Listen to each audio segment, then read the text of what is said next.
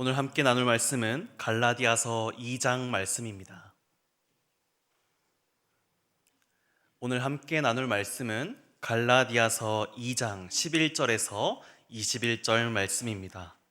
오늘 말씀 저와 성도님들 한 절씩 교독하겠습니다. 게바가 안디옥에 이르렀을 때 책망받을 일이 있기로 내가 그를 대면하여 책망하였노라. 야고보에게서 온 어떤 이들이 이르기 전에 게바가 이방인과 함께 먹다가 그들이 오매 그가 할례자들을 두려워하여 떠나 물러가매. 남은 유대인들도 그와 같이 외식함으로 바나바도 그들의 외식에 유혹되었느니라. 그러므로 나는 그들이 복음의 진리를 따라 바르게 행하지 아니함을 보고 모든 자 앞에서 게바에게 이르되 내가 유대인으로서 이방인을 따르고 유대인답게 살지 아니하면서 어찌하여 억지로 이방인을 유대인답게 살게 하려느냐 하였노라. 우리는 본래 유대인이요 이방 죄인이 아니로되 사람이 의롭게 되는 것은 율법의 행위로 말미암음이 아니요 오직 예수 그리스도를 믿음으로 말미암은 줄 알므로 우리도 그리스도 예수를 믿나니 이는 우리가 율법의 행위로서가 아니고 그리스도를 믿음으로써 의롭다 함을 얻으려 함이라. 율법의 행위로서는 의롭다 함을 얻을 육체가 없느니라. 만일 우리가 그리스도 안에서 의롭게 되려 하다가 죄인으로 드러나면 그리스도께서 죄를 짓게 하는 자냐? 결코 그럴 수 없느니라. 만일 내가 헐었던 것을 다시 세우면 내가 나를 범법한 자로 만드는 것이라. 내가 율법으로 말미암아 율법에 대하여 죽었나니 이는 하나님에 대하여 살려 함이라. 내가 그리스도와 함께 십자가에 못 박혔나니 그런즉 이제는 내가 사는 것이 아니요 오직 내 안에 그리스도께서 사시는 것이라. 이제 내가 육체 가운데 사는 것은 나를 사랑하사 나를 위하여 자기 자신을 버리신 하나님의 아들을 믿는 믿음 안에서 사는 것이라. 함께 읽겠습니다. 내가 하나님의 은혜를 패하지 아니하노니 만일 의롭게 되는 것이 율법으로 말미암으면 그리스도께서 헛되이 죽으셨느니라. 아멘. 사랑하는 성도 여러분, 우리가 무언가를 머리로 아는 것과 그것을 실제 내 삶으로 살아내는 것은 완전히 다른 차원의 이야기입니다. 나이가 들면 들수록 다들 건강에 관심이 많아집니다. 물론 요즘 젊은 사람들도 건강에 참 관심이 많은 것 같은데요. 특별히 당뇨나 이런 건강에 문제가 있으신 분들은 평소에 어떤 음식을 피하고 어떻게 식단을 조절하고 운동을 해야 하는지 누구보다 잘 알고 계실 것입니다. 살을 빼고 싶은 저와 같은 사람들 역시 어떻게 운동하고 어떻게 먹어야 할지, 무엇을 먹지 말아야 할지 다 압니다. 하지만 그렇게 살아간다는 것은 정말 쉽지 않은 것 같습니다. 서점에 가보면 어떻습니까? 인간관계 잘하는 법, 돈 잘 버는 법, 심지어 내 아이를 훌륭하게 키우는 법, 그런 책들이 산더미처럼 쌓여 있습니다. 우리는 그 책들을 읽으며 어떻게 살아가면 좋을지 고민하기도 하고 도전받기도 합니다. 그런데 이상하지 않습니까? 그렇게 좋은 책들이 쏟아져 나오는데 왜 우리는 여전히 인간관계 때문에 상처받고 돈 때문에 힘들어하고 육아 때문에 날마다 무너지는 것일까요? 우리의 삶은 책의 내용처럼 쉽게 변하지 않는 이유는 무엇일까요? 아마도 정답을 몰라서는 아닐 겁니다. 다만 머리로 아는 것과 그것을 실제 삶에서 살아내는 것은 전혀 다른 이야기이기 때문입니다. 우리의 신앙도 마찬가지입니다. 우리는 세상의 어떤 베스트셀러와도 비교할 수 없는 진리, 성경이 있습니다. 우리는 매주 교회에서 하나님의 말씀, 설교를 듣습니다. 그리고 십자가의 복음이 무엇인지 귀에 못이 박히도록 들어왔습니다. 우리는 정답을 다 압니다. 그런데 왜 우리는 그 말씀대로 살아가지 못하는 것일까요?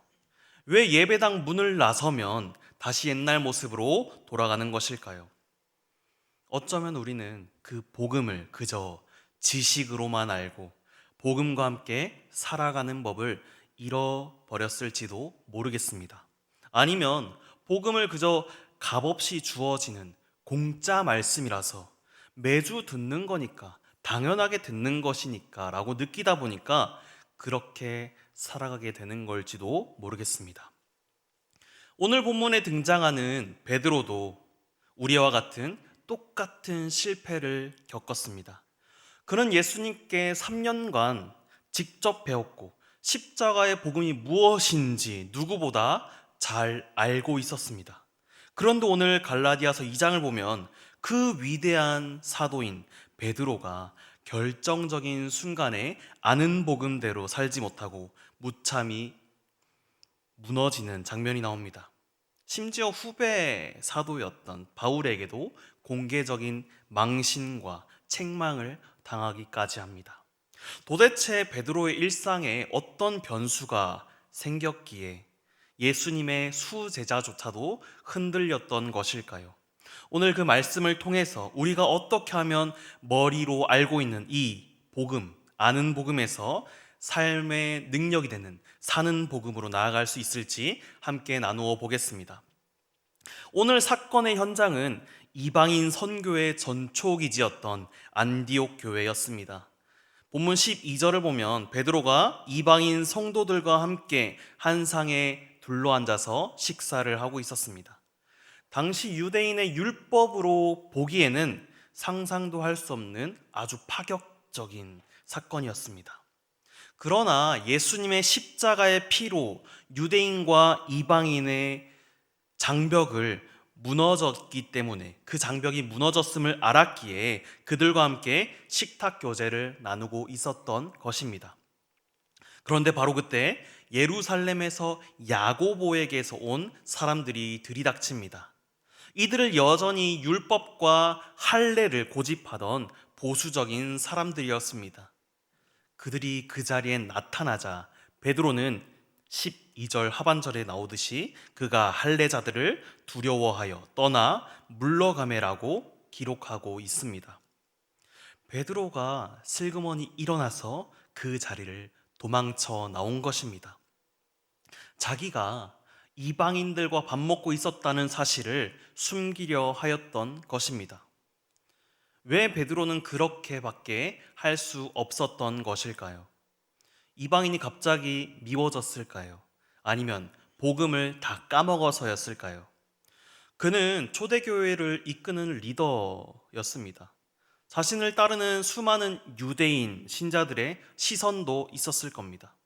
그런데 만약에 여기서 이방인들과 계속해서 밥을 먹고 있다면 율법주의자들에게 비난을 받고 골치 아픈 논쟁에 휘말려야 했을 것입니다. 그래서 베드로는 그 갈등을 마주하는 것이 두려웠던지 회피하고 도망쳐 버린 것입니다. 그래서 아직까지도 자신을 지지하던 수많은 보수 유대인들의 눈초리와 그 정치적 압박을 견디지 못하고 현실과 타협해 버리고 말았던 것입니다. 잠언에서 사람을 두려워하면 올무에 걸리게 되려니와 여호와를 의지하는 자는 안전하리라고 말씀하듯이 베드로는 십자가의 은혜보다 사람의 시선이라는 올무에 걸려 넘어졌던 것입니다. 문제는 여기서 끝나지 않았습니다. 13절을 보면 남은 유대인들도 그와 같이 외식함으로 바나바도 그들의 외식에 유혹되었느니라고 말씀하고 있습니다. 베드로 리더가 일어나니까 남은 유대인들도 덩달아 일어나고 심지어 이방인 선교에 힘썼던 바나바까지도 베드로를 떠나 나가버렸습니다. 왜 바나바까지도 동조할 수밖에 없었을까요? 바나바는 아마도 그 관계를 더 중시했던 것 같습니다. 리더인 베드로조차 피하는데 굳이 내가 여기 나서서 있는 것이 이 평화를 깨는 것이 아닐까라고 생각했던 것 같습니다. 사랑하는 성도 여러분, 그런데 이 이야기가 베드로와 바나바만의 이야기일까요? 우리의 일상을 한번 돌아보면 좋겠습니다. 우리는 매주 설교를 듣고 도전을 얻고 변화하려 하지만 막상 현실 속에서 하나님의 은혜를 신뢰하기보다 내 삶의 주인으로서 우리는 살아가려 합니다. 갈등을 회피하려 하고요. 내 체면을 지키려 하고요. 상황을 내 방식대로 빨리 통제하려다 보니 복음으로 살기보다 내 방식대로 살게 됩니다. 직장에서는 어떨까요? 우리는 세상 속에서 그리스도인으로 살아가기 위해 열심히 노력하며 살아갑니다. 그런데 회사에 부당한 일들이나 거짓말에 동참해야 하는 상황들이 닥치곤 할 겁니다. 상사의 눈밖에 나기 싫고 진급에서 떨어질까 두렵습니다. 그래서 그 불편한 갈등을 피하려고 한 번만 남들도 다 하는데 하면서 슬그머니 세상의 방식과 타협해 보신 적 있진 않으십니까?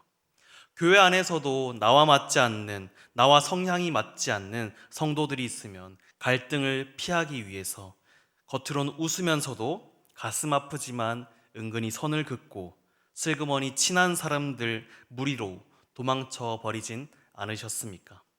자녀를 키울 땐 어떻습니까? 주일에는 내 자녀의 주인은 하나님이십니다 라고 고백해 놓고 누가 어땠다더라, 뭐가 좋았다더라 그런 소리를 들으면 내 아이만 괜히 부족한 건 아닐까? 뒤처지진 않을까? 뭔가 부모로서 잘 못해주는 건 아닐까 하면서 결국 이전처럼 아이를 닥달하고 내 방식대로 아이의 삶을 통제하려 들진 않으셨습니까? 부끄럽지만 저부터도 연약하게 그러한 삶을 살았던 것 같습니다.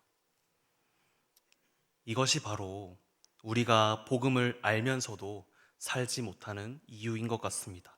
십자가의 은혜를 온전히 우리의 삶으로 살아내지 못하기 때문에 두려움 속에서 자꾸만 내 삶의 운전대를 하나님께 드리는 것이 아니라 내가 지려고 하는 것입니다. 그렇다면 성도 여러분, 이러한 일상과 압박과 두려움 앞에서 타협하고 무너져 있는 사람들을, 그러한 나를 어떻게 대해야 할까요?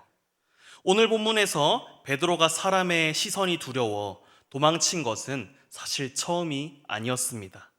여러분들도 너무나도 잘 아시겠지만 오래전 베드로는 사람들의 그 시선이 너무 두려운 일들이 있다 보니 예수님을 3번이나 부인하는 일이 있었습니다.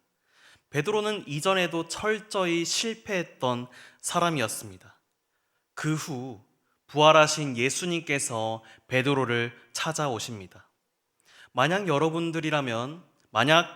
예수님이라면 베드로에게 뭐라고 말씀하시겠습니까? 네가 내 제자인데 나를 배신해? 3년이나 훈련시켜 놨는데 두려워서 도망을 쳐? 너는 제자 자격이 없는 것 같은데? 너는 자격이 없는 것 같은데? 라고 하며 보통 사람들은 죄책감을 자극하고 율법의 잣대를 들이밀고 정죄하려 할 것입니다. 그래야 상대방이 정신 차릴 것이라고 생각하기 때문입니다. 그런데 예수님은 베드로를 위해 오히려 따뜻한 숯불을 피우고 밥을 먹이십니다. 그리고 단 한마디도 그의 과거를 들추어내시고 정죄하지 않으셨습니다. 대신 이렇게 물으십니다. 네가 나를 사랑하느냐? 네 양을 먹이라고 말씀하셨습니다. 예수님은 베드로에게 너는 배신자야 라고 혼내시지 않으셨습니다. 대신 너는 여전히 내가 사랑하는 나의 제자 그리고 내 양을 맡길 나의 동력자다 라고 하시며 베드로가 잊어버렸던 그의 존재의 가치를, 즉 은혜를 다시 기억하게 하셨습니다. 율법으로 채찍질한 것이 아니라 십자가의 은혜로 베드로를 다시 일으켜 세워주신 것입니다. 오늘 갈라디아서 2장에 바울이 베드로를 책망한 것도 이와 같습니다. 14절은 이렇게 말합니다. 그러니 나는 그들이 복음의 진리를 따라 바르게 행하지 아니함을 보고 모든 자 앞에서 게바에게 이르되, 바울은 베드로에게 왜 유대인의 정결 규례를 어겼냐고, 사도의 체면이 있는데 라고 하면서 율법으로 정죄하지 않았습니다. 바울은 당신이 왜 복음을 알면서 그 복음대로 살지 못했어요? 라고 말한 것입니다. 우리는 일상 속에서 누군가의 잘못을 고쳐주려 할 때 주로 죄책감을 자극합니다. 어떻게 권사가, 어떻게 집사가, 어떻게 교역자가 되어서 그럴 수 있냐고 말입니다. 당신이 진짜 그리스도인이라면 이렇게 잘 살아야지 하면서 율법의 잣대로 찌르곤 합니다. 그런데 이 말 속에는 나는 잘하고 있는데 왜 너는 나처럼 못하는 거야? 라는 마음도 깔려 있습니다. 이것은 사람을 잠시 위축되게 할 수는 있지만 결코 변화시키진 못합니다. 성경이 말하는 책망은 16절에서 말합니다. 사람이 의롭게 되는 것은 율법의 행위로 말미암음이 아니오 오직 예수 그리스도를 믿음으로 말미암는 줄을 알므로 우리도 그리스도 예수를 믿나니 이는 우리가 율법의 행위로서가 아니고 그리스도를 믿음으로써 의롭다함을 얻으려 함이라. 율법의 행위로서는 의롭다함을 얻을 육체가 없느니라. 바울이 베드로에게 이렇게 말한 겁니다. 선생님, 당신이나 저나 저 이방인이나 다 똑같이 자격 없는 죄인인데 오직 그리스도를 믿는 믿음으로 의롭다 하는 거 아닙니까? 당신은 이미 하나님의 은혜로 용서받았는데 왜 저 율법주의자들에게 또 인정을 받으려 하십니까? 왜 두려워하십니까? 라고 말입니다. 베드로 같은 예수님의 제자도 수시로 은혜를 잊어버리고 사람들의 시선을 의식하며 흔들렸습니다. 여러분, 그리스도인의 삶이란, 신앙생활이란 한 번 구원받았다고 끝나는 것이 아닙니다. 매일매일 내 삶에 흔들리는 마음과 두려움을 복음의 진리에 맞추어 끊임없이 재조정해 나아가는 치열한 과정입니다.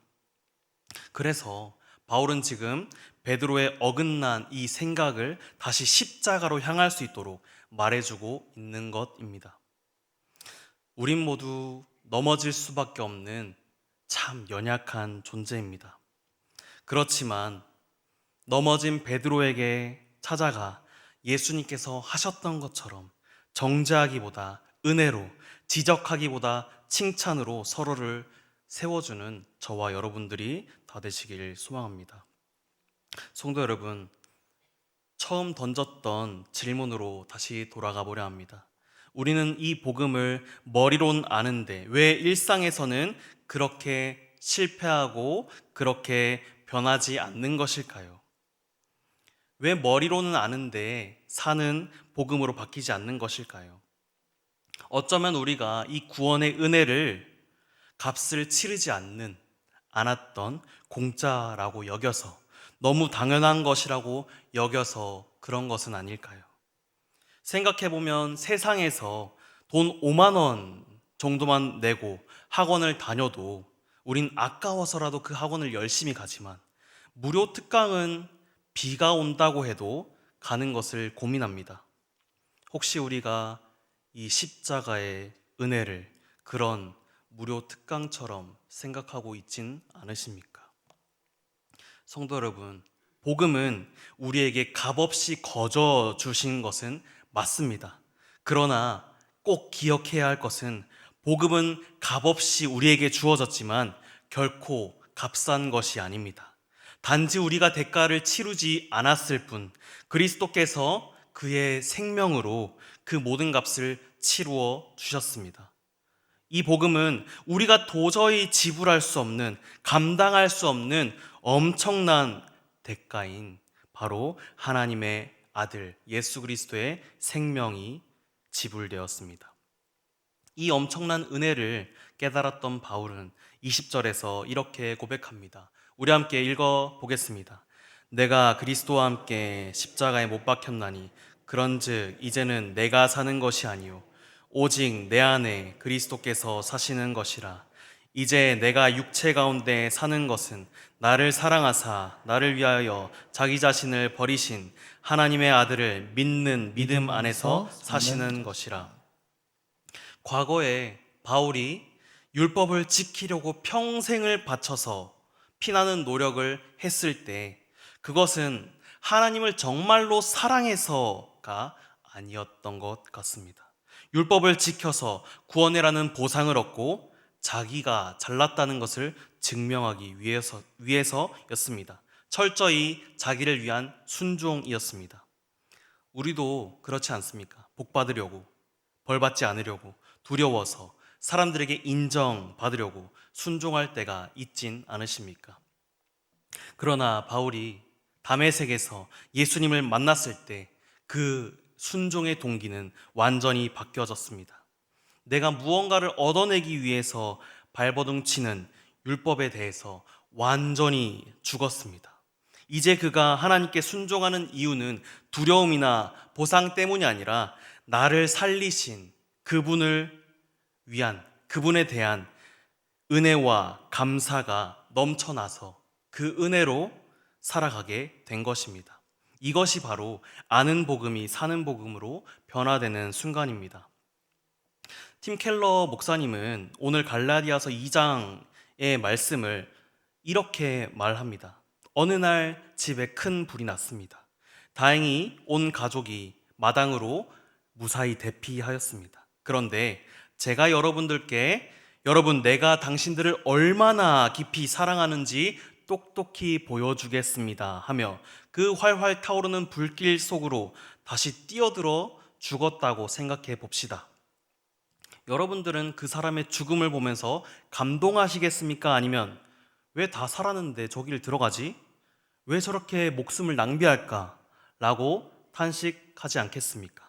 그런데 상황을 조금 바꿔서 그 불타는 집안의 어린 여러분들의 자녀가 그 속에 갇혀 있었다면, 아무도 손을 쓰지 못하고 있을 때 똑같이 그 화염 속에 뛰어들어 그 아이를 창밖으로 구출해내고 그 사람이 죽었다고 상상해 봅시다. 그러면 여기 있는 모두가 저 사람의 죽음을 평생 잊지 못할 거야. 저 사람이 자기 생명을 던져서 내어주어서 내 아이를 살려냈구나 하며 평생 감사하며 살아갈 것입니다.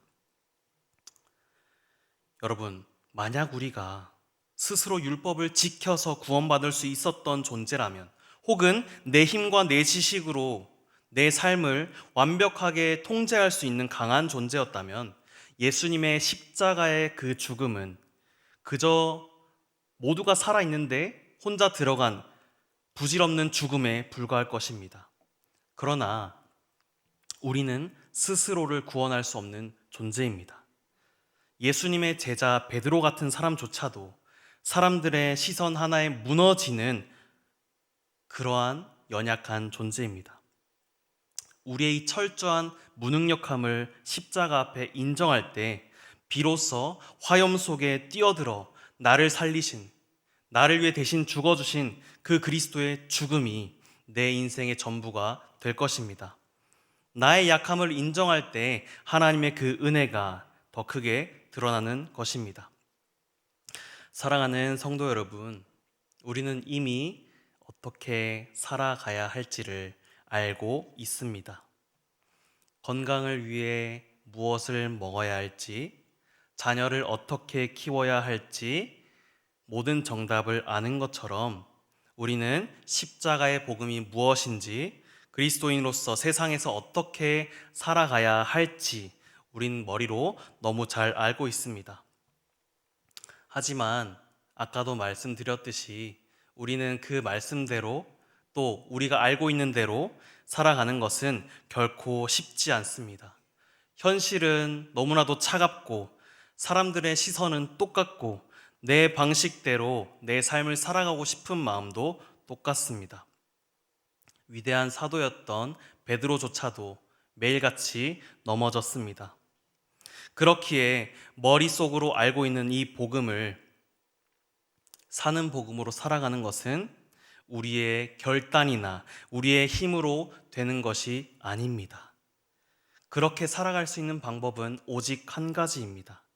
자격 없는 나를 자녀로 불러주시고 나를 위해 죽어주신 그 크신 사랑을 기억할 때, 나를 살리기 위해 화염 속으로 들어가신 그 주님의 그 은혜를 매 순간 기억할 때, 내 인생의 운전대를 내가 잡는 것이 아니라 하나님께 내어드릴 때, 우리는 아는 복음에서 사는 복음으로 살아갈 수 있을 것입니다. 우리 20절 함께 읽어보겠습니다. 내가 그리스도와 함께 십자가에 못 박혔나니 그런즉 이제는 내가 사는 것이 아니요 오직 내 안에 그리스도께서 사시는 것이라. 이제 내가 육체 가운데 사는 것은 나를 사랑하사 나를 위하여 자기 자신을 버리신 하나님의 아들을 믿는 믿음 안에서 사시는 것이라. 아멘. 우리의 힘으로는 절대 이 복음대로 살아갈 수 없습니다. 나의 연약함을 인정하고 그리스도를 내 안에 모시고 주님의 완전하심을 바라볼 때, 주님께서 내 안에 계실 때 가능한 겁니다. 그것을 인정할 때 더 이상 아는 복음에서 머무는 것이 아니라 사는 복음으로 살아갈 수 있을 줄 믿습니다. 오늘 들은 말씀을 기억하시면서 나는 아무것도 아닙니다.